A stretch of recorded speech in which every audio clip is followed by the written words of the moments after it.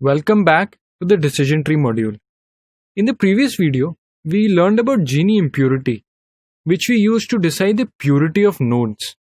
We also saw that it only performs binary splits. But now here's a thought. What if we wanted to have more than two splits? I'm sure you wondered about this as well. There is one more algorithm which we can use to decide the best split in decision trees. And that algorithm is chi-square. Chi-square measures the statistical significance of the differences between the child nodes and their parent nodes. It is measured as the sum of squared standardized differences between actual and expected frequencies of target variable for each node, and is calculated using the formula that you can see here. Now let's see how we can calculate the expected values. If you recall, this is how the split on performance in class looked like. We've seen this before. There are total 20 students, and out of those 10 play cricket and 10 do not. So of course the percentage of students who do play cricket will be 50%. Now if we consider the above average node here, there are 14 students in it. As the percentage of students who play cricket is 50 in the parent node, as we discussed, the expected number of students who play cricket will of course be 7. And if you look at the actual value, it is 8. So now we have both the values, expected values and actual values. Expected was 7 and the actual turns out to be 8. So we can infer that expected value is calculated based on the distribution of the parent node of the same class. Similarly, the expected number of students who do not play cricket will be 7. Right? I want you to intuitively think about this. Because remember, the percentage of students who do not play cricket in the parent node is 50% as well. And here the actual value turns out to be 6. Similarly, for the below average node, expected play and not play will be 3, whereas the actual values, 2 students play cricket and 4 do not. Now we can calculate the chi-square using this formula for each child node. Can you guess what will be the chi-square value if the actual and expected values are the same? Pause the video for a second and think about it. It's actually pretty simple. It will be 0 because both the actual and expected are the same and their difference will be 0. Now if both values are the same, we can generate an inference that the distribution of the child node is the same as that of the parent node, and hence we are not improving the purity of the nodes.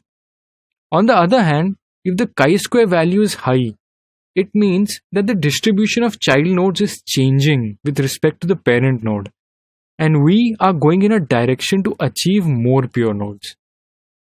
Hence we can say that higher the chi-square value, more will be the purity of the nodes after a split. Let's look at some of the properties of chi-square before understanding how it actually works. Chi-square, just like Gini impurity, works only with categorical variables. So we cannot use it for continuous targets.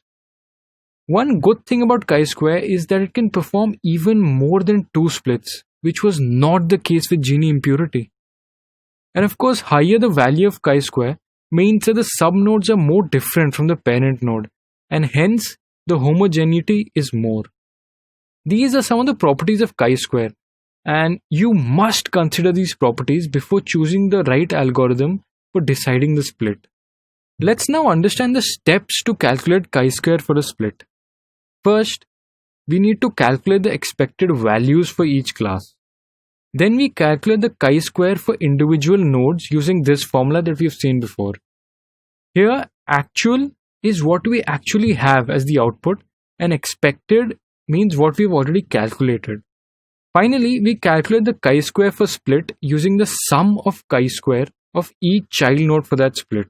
Don't worry, I'm going to show you an example and this will be extremely clear by the time we're done with it.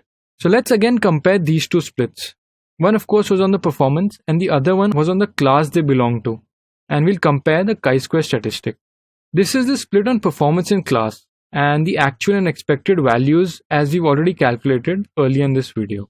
Let's now create a table to calculate the chi-square values for this split on performance in class.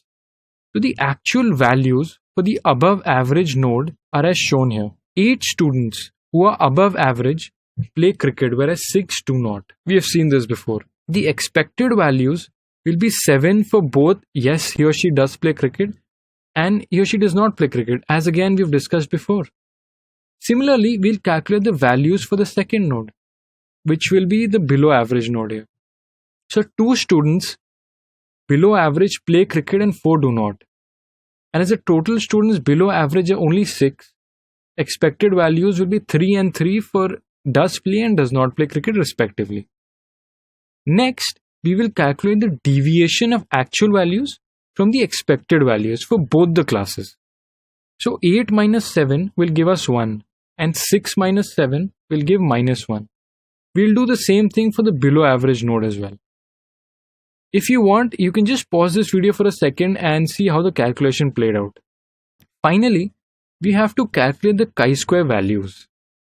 And again, we'll use this formula. We have the actual minus expected values stored as deviations in the table. Remember? These deviations. These are the actual minus expected values. We will square those values, divide by the expected values, and take the square root of those values. Simple, straightforward, and let's do that.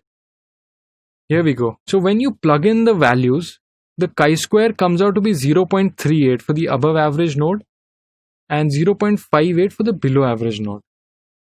Finally, the chi-square for the split on performance in class will be the sum of all these chi-square values, which as you can see here comes out to be 1.92.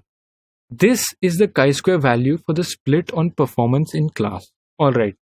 Similarly, we will calculate the chi-square value for the split on the class variable. We'll again calculate the table. Here we've calculated the values of this table, and again, I suggest you calculate these values on your own and check your results with the values that you can see in this table. This will help you to understand how the chi-square process is working. And finally, we'll calculate the chi-square value for the split on class, which, yes, will be the sum of all chi-square values, which comes out to be around 5.36. So what do you think we should do next? We will compare the two chi-square values, and the population will split on the class variable, as we can see here. Remember, we got the same result using Gini index as well. So we've covered two different algorithms so far, and the results of both the algorithms have been quite similar. In the next video, we look at one more commonly used algorithm for deciding the best split when we're dealing with categorical target variables. Thank you.